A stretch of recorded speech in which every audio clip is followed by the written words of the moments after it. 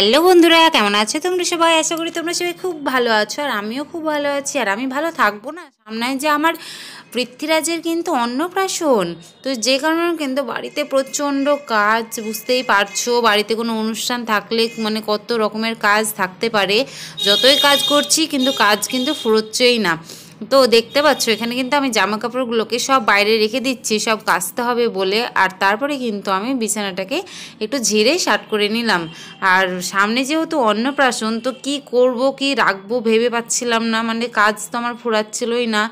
তো যাই হোক, কী আর করব।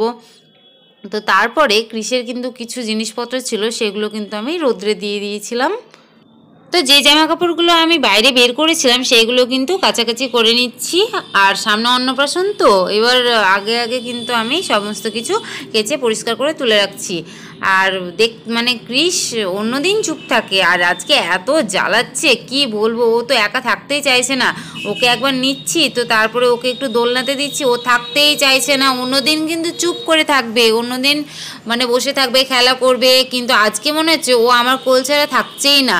তো ওইভাবেই মানে কাজটা করতে হচ্ছে, একবার ওকে কোলে নিচ্ছি, একবার বাড়ির সমস্ত কাজগুলো করছি। তো বলতে বলতে কিন্তু আমি দেখো এই বিছানাটা পরিষ্কার করে নিচ্ছি, ঝেড়ে টেরে সব কিছু ঠিক করে নিচ্ছি।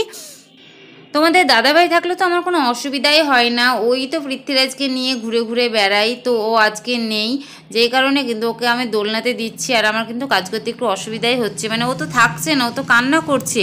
তো ওইভাবেই কিন্তু কাজটা করে নিতে হচ্ছে। তোমাদের দাদাভাই থাকলে কিন্তু দাদাভাই নিয়ে বেড়াই, আমার কিন্তু কোনো অসুবিধা হয় না। তারপরে এই ঘরেরই এই আলনাটা দেখতে পাচ্ছ, এটা কিন্তু পাপাইয়ের আলনা। এর পাপাইয়ের আলনা আলাদা, আমাদের আলনা আলাদা। তো এই আলনাটাতে পুরো মানে পাপাইয়েরই জামা কাপড় থাকে। তো দেখতে পাচ্ছ কি অবস্থা করে রেখেছে।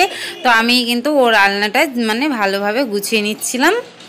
তো আমি জামা কাপড় গোছাতে থাকি, আর তোমরা আমার চ্যানেলটা সাবস্ক্রাইব করতে থাকো, আর ব্লগটা লাস্ট পর্যন্ত দেখতে থাকো। তো দেখো তোমাদের সাথে গল্প করতে করতে কিন্তু কি সুন্দরভাবে গুছিয়ে ফেলেছি জামা কাপড়গুলো। আর এইদিকে দেখো আমার পাপাকে দেখে হাসিও লাগছে, ওর একটু ঘুম নেই কি বলবো। ওকে নিয়ে তো আমি পাগল হয়ে যাচ্ছিলাম। তো আমি একটু বলছিলাম পাপা একটু ঘুমো, আমি কাজগুলো করে নিই। তো ও তো ঘুমাবে না, তো ওই জন্য আমি ওকে জোর করে ঘুম পাড়ানোর চেষ্টা করছিলাম। তো তারপরে আমি বাকি সমস্ত কাজগুলো একে একে করে নিয়েছিলাম।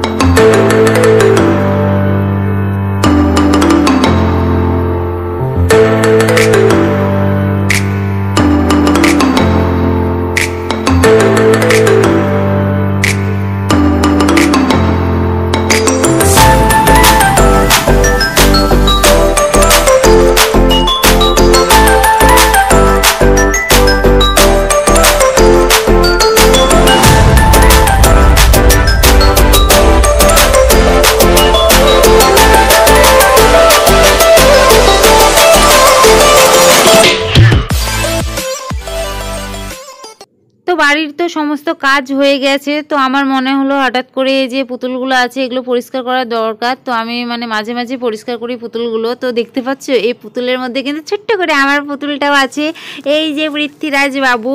তো ওকেও ঢেকে দিয়েছি পুতুল দিয়ে, দেখো ওকেও কি সুন্দর একটু পুতুল পুতুল লাগছে, তাই না? এবার কিন্তু আমি এই পুতুলগুলোকে পরিষ্কার করব। তো তার আগে আমি ওকে একটু পুতুল দিয়ে ঢেকে দিচ্ছিলাম, কত সুন্দর লাগছে না দেখতে আমার ছেলেটাকে। তো তারপরে কিন্তু এই পুতুলের ভেতরে যে তুলোগুলো আছে সেগুলোকে আমি বের করে নিয়েছিলাম, আর যেগুলো মানে বের করানো হচ্ছিল না সেগুলো কিন্তু আমি পুতুল সমেত কিন্তু ওদেরকে স্নান করিয়ে দিয়েছিলাম। আর আমার হাতে দেখতে পাচ্ছ যে পুতুলটা আছে, এটা হচ্ছে দুটো পুতুল একসাথে আছে। এইটা হচ্ছে একটা ছেলে পুতুল, একটা মেয়ে পুতুল। এই পুতুলটা দিয়েছিল কিন্তু তোমাদের দাদাভাই আমাকে টেডি ডেতে।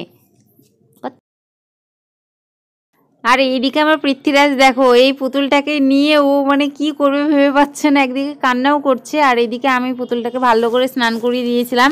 এটা একটা মুটু পুতুল ছিল, মুটু মুটু পুতুল ছিল। তো একে স্নান করাতে বেশ ভালো লাগছিল আমার।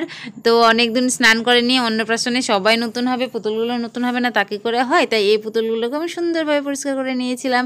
আর আমার পৃথ্বীরাজ কী করবে ভেবে পাচ্ছে না, একবার মানে বাজনা নিচ্ছে, একবার পুতুল নিচ্ছে। ও মানে খুবই মজা পেয়েছে। তো এতটাই কান্না করছিল যে ওকে আমি আমার পাশে বসিয়েও নিয়েছিলাম। দেখতে পাচ্ছ আমার কাছে কত পুতুল আছে, এগুলো কিন্তু সব আমাকে পাপাই দিয়েছে। কি সুন্দর কিউট পুতুলগুলো, তাই না বলো? আর এখানে পৃথ্বীরাজ কিন্তু আমাকে জ্বালাচ্ছে, দেখতেই পাচ্ছ, মানে ওর ভালো লাগছে না, ও সেই কান্না করছিল। তা আমি বললাম তুমি কান্না করো তাও ভালো, কিন্তু তুমি আমার পাশে চুপটি করে বসে থাকো।